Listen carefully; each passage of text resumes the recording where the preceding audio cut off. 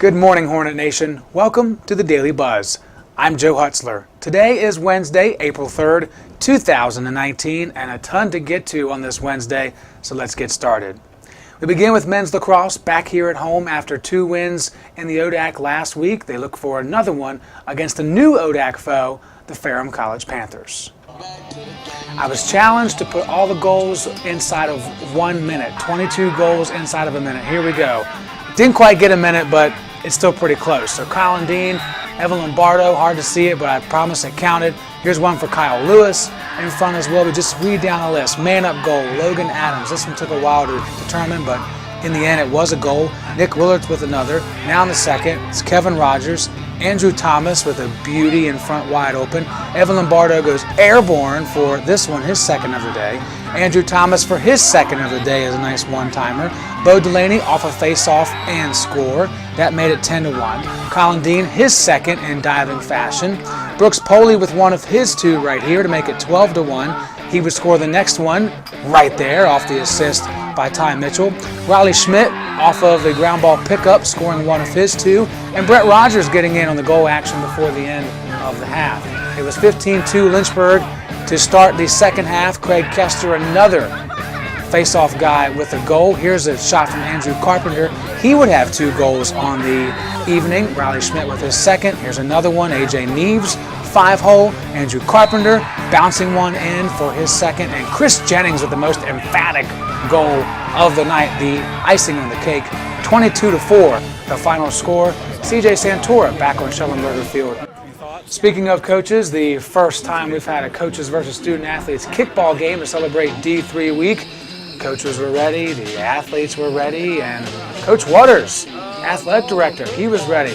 First pitch, check out this throw. Quickly over to first and out number 1 on the board. Nice work from the AD. Speaking of nice work, athletic trainer Bryce Wellen sends a deep shot over center field. Can't even stay in focus on the camera. Here he comes motoring around 2.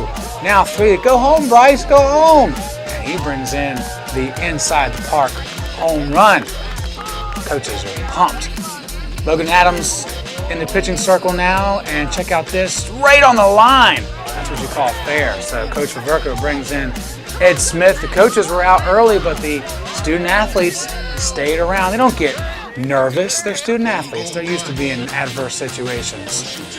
Here's a shot by Emily Dudley, and look at the height and the jump, the hops from Coach Smith, all those squats paying off. And this for good measure, Coach Kudelka says, Nick Foley, stay down. All right, we told you the student athletes kept in this one. Here is part of that. A little bunt action. Mark Robertson, throw was a little off. So he's saying Usman around 1, around 2. Everyone says, go, man, you got all that speed. We've seen you on the soccer field. And in time for the inside the park. Home run for Usman. More pitching from the AD. More kicking from student athletes. And check out Bruce Reed in right field. Don't go near the man with the sandpaper. He is going to grind you down until you lose. And this is just a little foreshadowing for later on. Great field play by Coach Reed, but miscommunication here by him and Adam Dean. Oh, you got to make a call. Reed goes down, but he would be just fine for later on. Speaking of close calls, check this out. Throw over to first. A little anger from Coach Kudelka, taking out Logan Adams, and then this is the moment when Joe knew his life was over. Bang!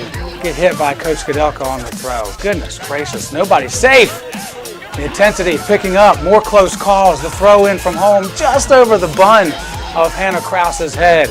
And now, the final moment, the 8th inning. Next run scores. It's 5-5, now it's 6-5. The coaches win. Bruce Reed with the game-winning single as the coaches celebrate their biggest win of the season, an intense day, finishing with all smiles. A lot of fun for D3 week, and more to come here in a moment. But first, let's go back and take a look as WNL, number 22 in the country, continues to stay unbeaten in conference play with a 5-0 win over Lynchburg women's tennis yesterday. More games coming your way this afternoon on LHSN. We've got men's tennis at Guilford at 2 p.m. The Quakers hosting the Hornets in that one. Then here at home, it's number 6 Lynchburg softball hosting those Quakers at 3 p.m. The Quakers with softball bats, not tennis rackets, just so we're clear. Doubleheader starting at 3 and second game slated for 5. Then it's number 9 Randolph-Macon coming into town to take on Lynchburg baseball at 3 o'clock, again on LHSN. And don't forget about women's lacrosse, finally back here at home looking for their first ODAC victory, this time up against the Maroons of Roanoke College. That's at 6 o'clock tonight, LHSN coverage around 5:55. Colonial relays are tomorrow for Lynchburg track and field at the College of William & Mary.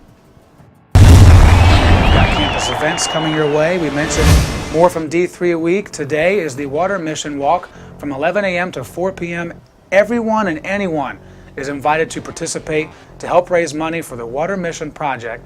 Participants will walk around the Dell carrying water buckets, free wristbands for those who complete the walk.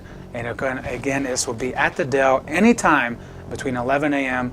and 4 p.m. Just look for your SAC members, Student Athlete Advisory Committee.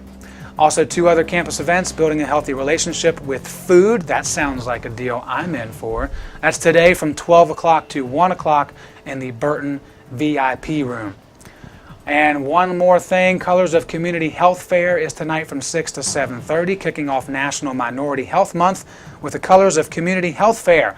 The health fair will include free health screenings for diabetes, blood pressure, body mass index, hepatitis C, and HIV, all of that taking place in the new and improved Memorial Ballroom.